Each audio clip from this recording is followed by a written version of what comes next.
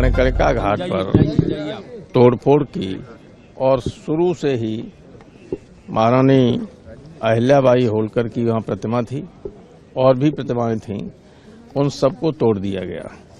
बनारस की एक अपनी प्राचीन संस्कृति है, बनारस की गलियां, बनारस के मंदिर, ये सब इन सब का विध्वंस कर रहे हैं, जबकि प्रधानमंत्री वहाँ से पार्लियामेंट के मेंबर हैं।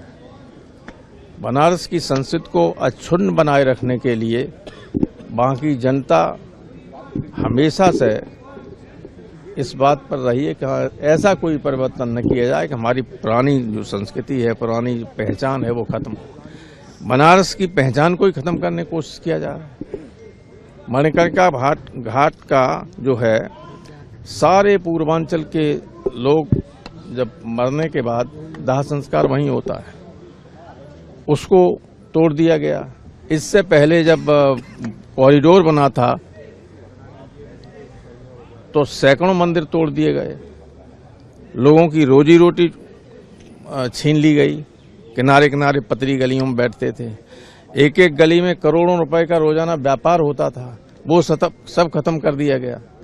और ये तो अहिल्याबाई होलकर, पूरे देश में इनका सम्मान है।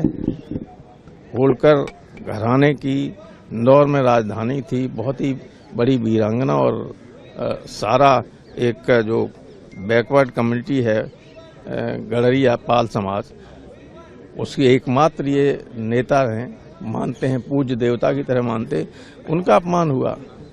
और सबसे दुखद बात यह है कि अपमान वहाँ हो रहा है जहाँ से चुनकर स्वयं प्रधानमंत्री आ रहे हैं। प्रधानमंत्री को इसका संज्ञान लेना चाहिए था, लेकिन इन लोगों को तो कोई परवाह ही नहीं। देश की संस्कृति के ठेकेदार बनते हैं और उसको उजाड़ने का काम कर रहे हैं। प्रोफेसर साहब, एक सरकार कहती है कि हम डेवलपमेंट के साथ हेरिटेज को भी बचा के रखेंगे, तो कहाँ लेकिन हेरिटेज बचाए, कहाँ? ये तो खत्म कर दिया। मणिकर्णिका है, आप देखिए, मणिकर्णिका घाट का राजा हरिश्चंद्र के जमाने से सारे लोग नाम जानते हैं। ये तोड़फोड़ की देखिए, इसमें प्रतिमा थी, सब पूरा कुछ।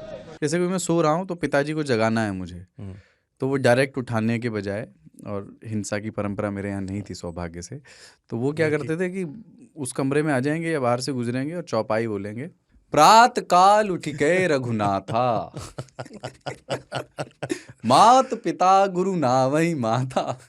कभी कभी मैं गुस्से में उठ करके, अरे पापा, चरण स्पर्श किया और सो गया। मैंने कहा अब मत उठाना।